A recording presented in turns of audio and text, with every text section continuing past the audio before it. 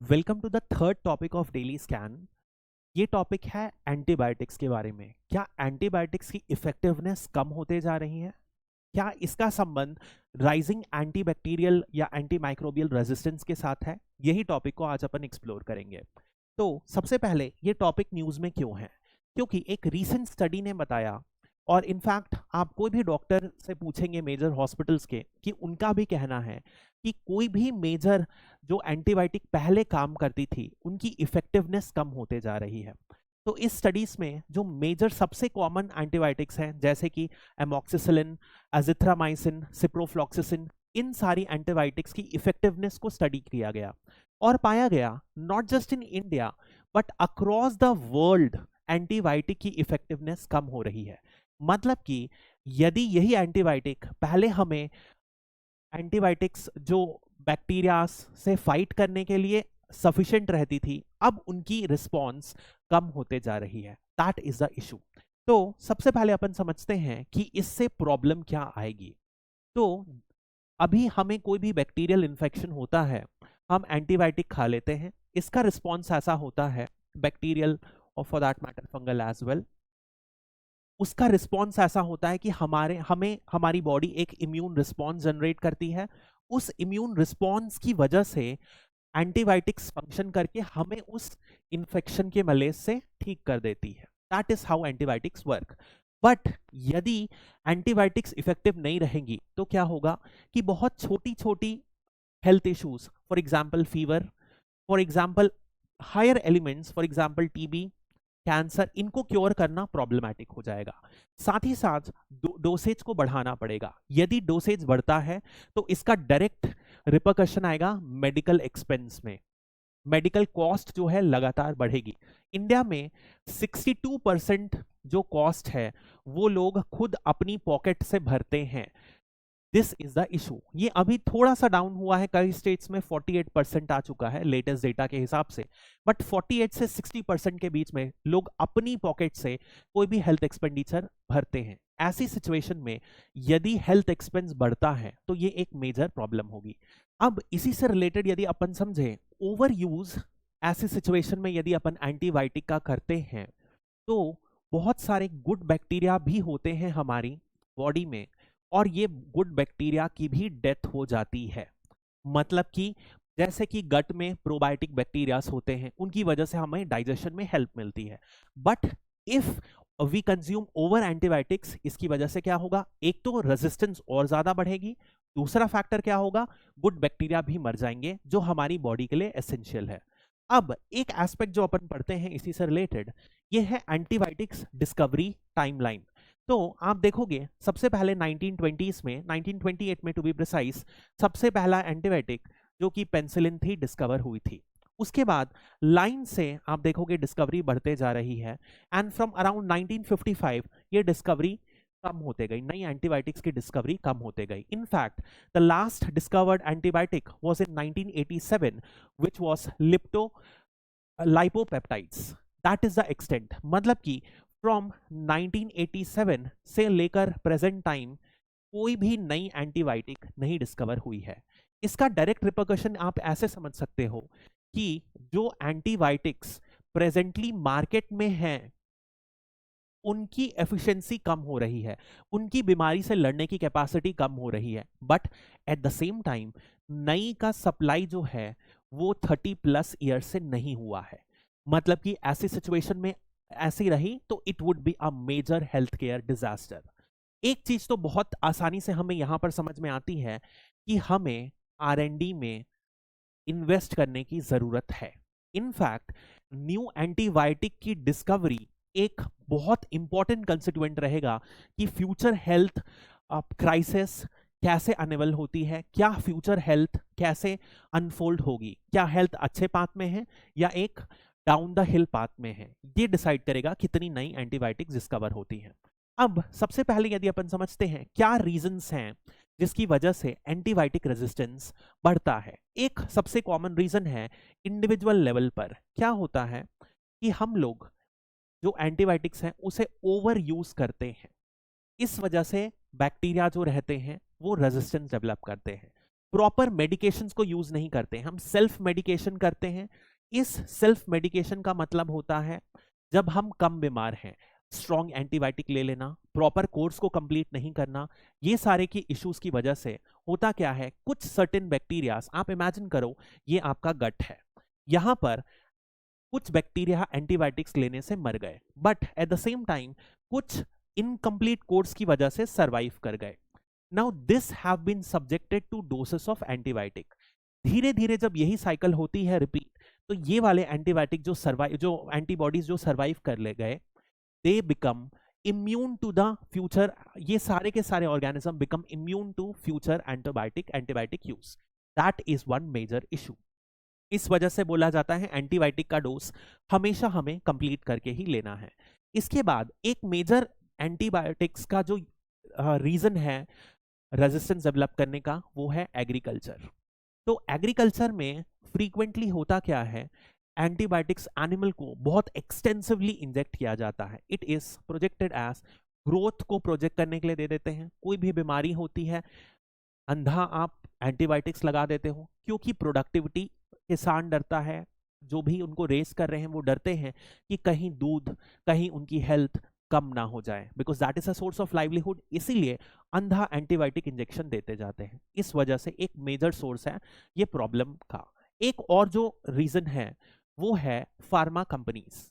जहां पर भी फार्मा रिलेटेड मैन्युफैक्चरिंग होती है, उनके आसपास फार्मा या हॉस्पिटल्स दोनों ही लें, वहां पर बहुत सारी केमिकल्स का यूज होता है। जब इन केमिकल्स को बिना यूज किए आसपास में लेक में, आसपास में सेवरेज में और डंपयार्ड्स में फेंक दिया जाए, तो क्या होता है, विथ टाइम यहां पर रेजिस्टेंस डेवलप हो जाती है। ये 3 मेजर इश्यूज हैं। इसके अलावा हमारे जो पॉलिसी मेकर्स हैं वो भी कुछ इनएडिक्वेट रेगुलेशंस बनाए हुए हैं, कुछ लूप होल्स हैं जिसे लगातार एक्सप्लॉइट किया जा रहा है। This are some of the major reasons.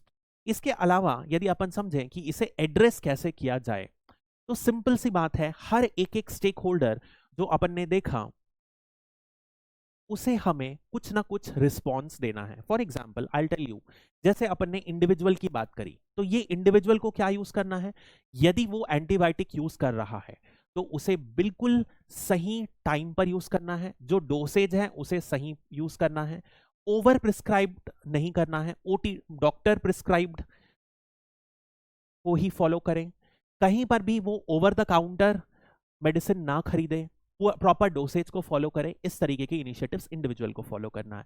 यही बात यदि अपन डॉक्टर्स के लिए बात करें, तो डॉक्टर्स को क्या करना है कि हाइजीन मेंटेन करके रखना है in the hospitals, in the operation theatres, ताकि फ्रीक्वेंटली यदि वो हैंड वॉश करते रहें, इन जनरल हॉस्पिटल में हाइजीन मेंटेन करते रहें, तो पॉसिबिलिटी है कि कोई नए स्ट्रेन ना डेवलप हो।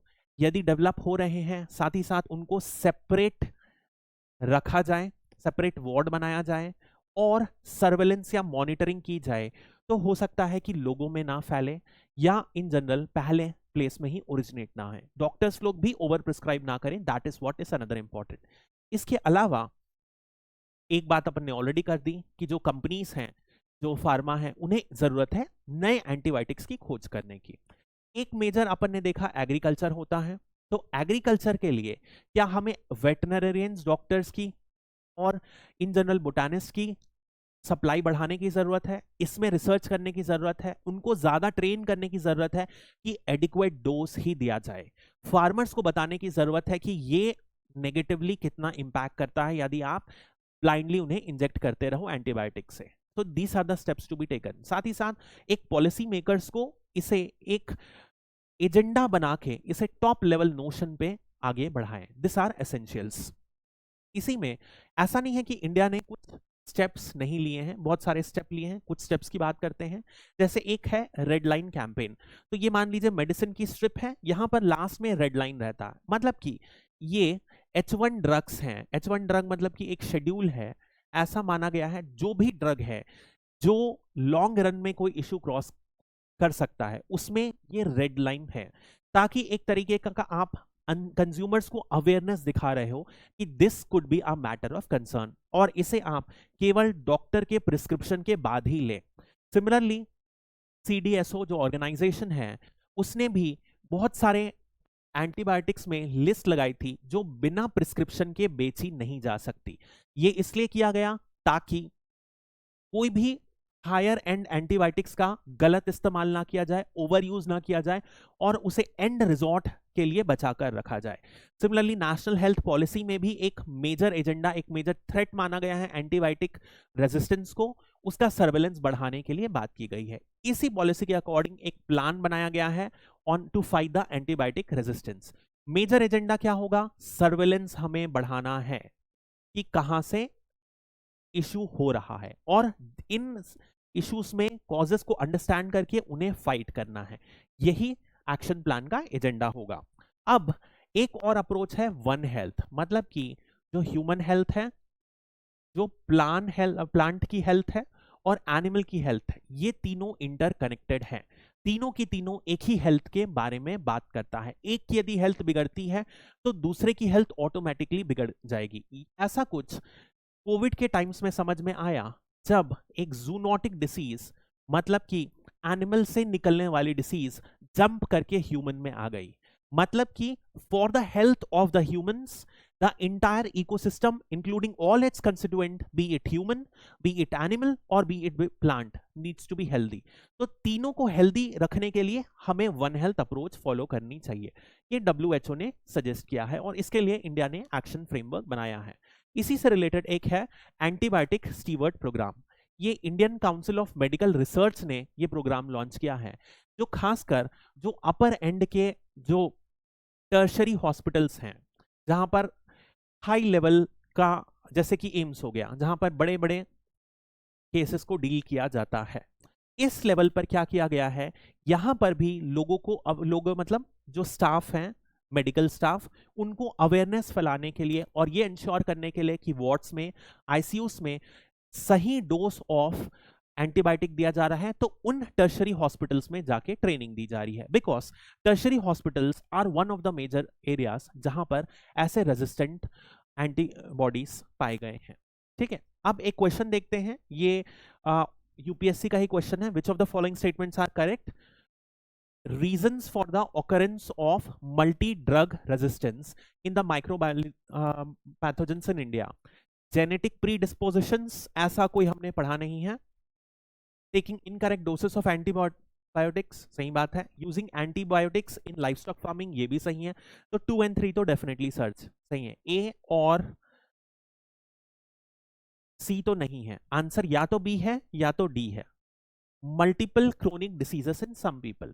नाउ इसकी वजह से प्रॉब्लम नहीं होती है, बट होता क्या है कि बहुत बार मल्टीपल क्रोनिक डिसीजेस की वजह से पीपल कंज्यूम एंटीबायोटिक्स रेगुलरली और वो भी ओवर प्रिस्क्राइब्ड कर लेते हैं, ज्यादा यूज कर लेते हैं, सेल्फ मेडिकेशन कर लेते हैं, तो प्रॉब्लम क्रिएट रखता है। But in general directly this is not responsible for the cause, तो आंसर वुड बी बी। ठीक है, एक मेंस का क्वेश्चन अटेम्प्ट करने की कोशिश करते हैं। Can over use and free availability of antibiotics without doctor's prescription be the contributing factors to the emergence of drug resistance diseases in India? What are the available mechanism for monitoring and control? Critically discuss the various issues involved. अब इसमें यदि होगा तो we can write an introduction. इस introduction में अपन बात कर सकते हैं कि रीसेंट स्टडीज ने पाया गया है कि जो मेजर एंटीबायोटिक्स हैं, जैसे कि अपन ने एग्जांपल देखा एमॉक्सिसिलिन, ठीक है, एजिथ्रोमाइसिन, ये सारे की सारी इफेक्टिवनेस बहुत हद तक कम हो गई है। और if you have any data you can write. एक एंटीबायोटिक से रिलेटेड कोई आपके पास एग्जाम्पल है वो भी कोट कर सकते हो। Any way you can write starting. अब उसके बाद मेजर फैक्टर्स में ये आपको लिखना है over use and free availability of antibiotics. ये आप बोलोगे कैन दिस कॉज, तो यस यू विल स्टेट ये एक मेजर रीजन है जिसकी वजह से एंटीबायोटिक रेजिस्टेंस कॉज होती है। Then what are the available mechanism for monitoring, तो मॉनिटरिंग के लिए अपन ने जो जो मैकेनिज्म देखा उसे मेंशन करेंगे। And critically discuss the issues involved, in issues में क्या कमी है ये भी अपन डिस्कस करेंगे। तो फॉर एग्जांपल अभी भी रेड लाइन कैंपेन स्टार्ट किया गया है क्या, लेकिन रेड लाइन कैंपेन से लोगों में अवेयरनेस बढ़ी है? ये गलत है। अभी भी H1 ड्रग्स के लिए प्रिस्क्रिप्शन चाहिए रहता है, बट यदि आप ग्राउंड लेवल सिचुएशन दोगे तो ओवर द काउंटर अभी भी एंटीबायोटिक्स बहुत इजीली मिल जाती हैं। ऐसे सब पॉइंट्स में आप स्टेप्स क्या लिए गए हैं वो लिखोगे and then you will write about the issue. For example एक और लिख सकते हैं, जैसे R&D में इन्वेस्ट करने की बात थी, लेकिन इंडिया R&D में कितना इन्वेस्ट करता है? Less than 1% of GDP invest करता है। तो क्या हम किसी भी राह में नई एंटीबायोटिक्स इंडिजिनसली बनाने के राह पर हैं? नहीं है। All this are issues involved. So with this, you can write a good answer on this. This is a 2014 UPSC mains question. ठीक है? That's all for now. Thank you and have a nice day.